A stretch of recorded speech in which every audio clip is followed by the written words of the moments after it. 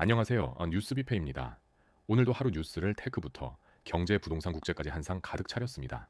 엔비디아를 벗어나려는 오픈 AI의 첫 자체칩부터 반도체가 이끈 증시 하락, 사상 처음 평당 6천만 원을 넘은 서울 분양가, 그리고 전쟁 직전 다시 마주 앉은 미국과 이란까지 짚어보겠습니다. 먼저 테크부터 보시죠. 이번 테크탭에서는 AI 반도체 지각 변동을 다룹니다. 오픈 AI가 첫 자체칩을 내놨고 엔비디아는 차세대 루빈 양산에 들어갔으며 엔트로픽은 과학 연구용 AI를 선보였습니다. 먼저 오픈 AI 소식입니다. 오픈 AI가 브로드컴과 손잡고 자사 첫 자체 칩 할라피뇨를 공개했습니다. 할라피뇨는 브로드컴과 함께 만든 추론 전용 칩입니다. 설계부터 완성까지 단 9달밖에 걸리지 않았고 그 과정에 오픈 AI 자체 모델까지 활용됐습니다. 핵심은 비용입니다. 기존 AI GPU 대비 추론 비용을 약 50% 낮추고 전력당 성능도 크게 끌어올렸습니다. 그만큼 엔비디아 의존도를 줄이겠다는 전략입니다. 마이크로소프트가 첫 물량의 40%를 사겠다고 보증했습니다. 이 칩은 2026년 말부터 배치돼 2027년에 확대될 예정입니다. 다음은 엔비디아입니다. 차세대 플랫폼 루빈이 드디어 양산에 들어갔습니다. 루빈은 TSMC N3P 공정에 최신 HBM4 메모리를 얹었습니다. 엔비디아는 루빈이 이미 본격 양산 단계에 들어갔다고 밝혔습니다. 성능 향상 폭이 큽니다. 추론 토큰 비용을 최대 10배 낮추고 전문가 혼합 방식 학습에 필요한 GPU는 4분의 1로 줄였습니다. AWS와 구글, 마이크로소프트 같은 주요 클라우드 업체들이 2026년 하반기 중 루빈을 배치할 예정입니다. AI 인프라 경쟁이 다시 뜨거워지고 있습니다. 마지막으로 엔트로픽입니다. 과학자를 위한 AI 워크벤치 클로드 사이언스가 출시됐습니다. 클로드 사이언스는 지난 6월 30일 공개됐습니다.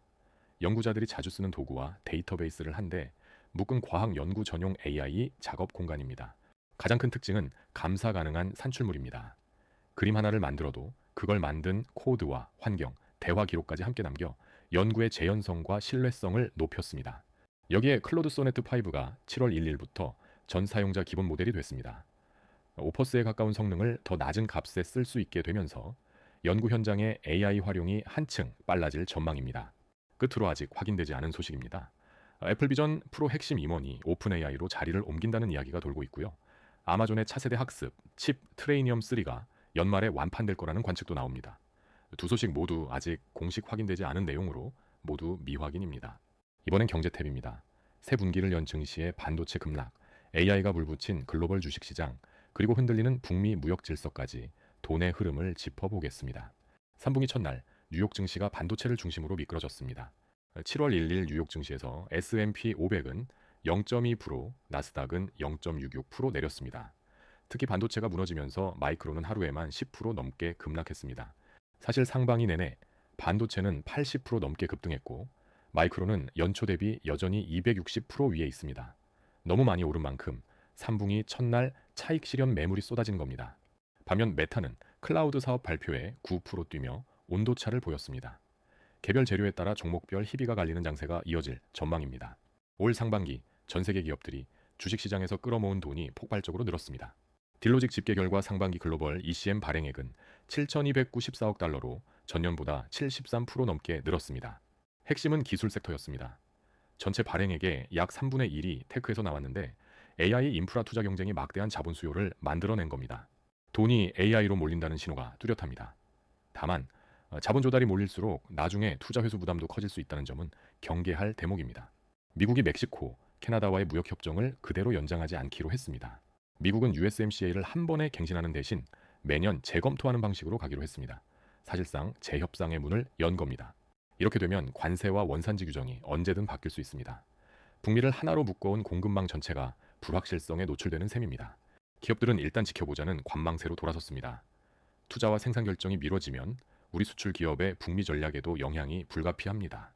마지막은 아직 확인되지 않은 소식입니다. 첫째, 연준이 9월 금리 인하 대신 오히려 추가 인상을 검토하고 있다는 이야기가 돕니다. 둘째, 중동 긴장이 다시 고조되면 국제 유가가 재급등할 수 있다는 관측도 나옵니다. 모두 미확인입니다. 이번엔 부동산 탭입니다. 서울 집값과 분양가가 나란히 신기록을 세웠고요.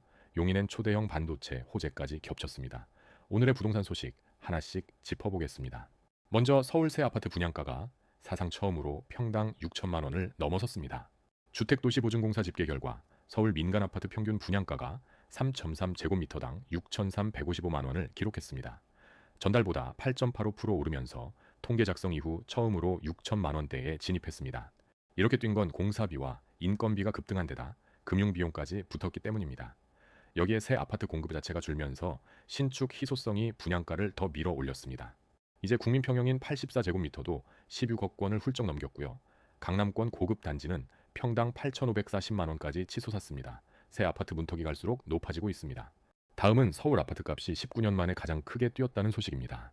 지난해 서울 아파트 매매 가격은 1년간 8.98% 올랐습니다. 이건 2006년 이후 19년 만에 가장 높은 상승률입니다. 문재인 정부 폭등기였던 2018년, 2021년보다도 높은 수치인데요. 상승세가 한강 벨트와 강남 3구 같은 인기 지역에 집중되면서 나타난 결과입니다. 그 결과 서울 아파트 평균 매매가는 15억 원을 넘어섰고요. 오르는 곳만 오르면서 단지와 단지 사이 가격 격차는 더 벌어지고 있습니다. 마지막은 수도권 남부를 들썩이게 한 용인 반도체 호재입니다. 세계 최대 규모로 조성되는 용인 반도체 국가산업단지가 올해 12월 착공을 목표로 속도를 내고 있습니다. 728만 제곱미터 부지에 반도체 팹 6기가 들어섭니다. 여기에 투입되는 민간 투자만 최대 360조 원에 달합니다. 워낙 규모가 크다 보니 착공 시기도 당초 계획보다 대폭 앞당겨졌습니다. 대규모 일자리가 생기는 만큼 용인을 비롯한 수도권, 남부의 주거 수요가 다시 살아나고 있습니다. 인근 집값과 청약시장에도 관심이 쏠릴 전망입니다. 이번엔 아직 확인되지 않은 부동산 소식입니다. 먼저 규제 임박을 앞두고 막판 매수세가 몰리면서 동탄과 기흥에서 신고가 거래가 이어지고 있다는 이야기가 돌고요. 또 정부가 서울 전역에 대한 추가 규제를 검토하고 있다는 말도 나옵니다. 다만 이 소식들은 모두 미확인입니다. 이번엔 국제 소식입니다. 도하에서 다시 마주 앉은 미국과 이란, 40년 벽을 깬 멕시코, 그리고 콩고의 에볼라까지 지금 지구촌에서 무슨 일이 벌어지고 있는지 하나씩 짚어드릴게요. 먼저 다시 협상 테이블이 차려졌습니다. 미국과 이란이 카타르 도하에서 간접 협상을 재개했습니다. 7월 1일 카타르 도하에서 미국과 이란이 이틀간 간접 협상을 진행했습니다. 카타르와 파키스탄이 중재를 맡았고 미국에서는 특사 위트코프와 트럼프 대통령의 사위 쿠슈너가 참여했습니다. 다만 이란은 직접 대면은 거부하고 중재국을 통한 간접 방식만 고수했습니다. 이 협상은 지난 6월 17일 양측이 휴전을 60일 연장하기로 한 합의의 후속입니다. 월스트리트 저널은 트럼프 대통령이 전쟁 재개 대신 외교를 선택한 것이라고 전했는데요. 그만큼 이번 도하 협상이 앞으로 방향을 가르는 중요한 분기점이라는 뜻입니다. 쟁점은 만만치 않습니다. 이란의 동결 자산 해제와 제재 완화, 핵 문제, 그리고 호르무즈 해협 재개통까지 걸려 있습니다.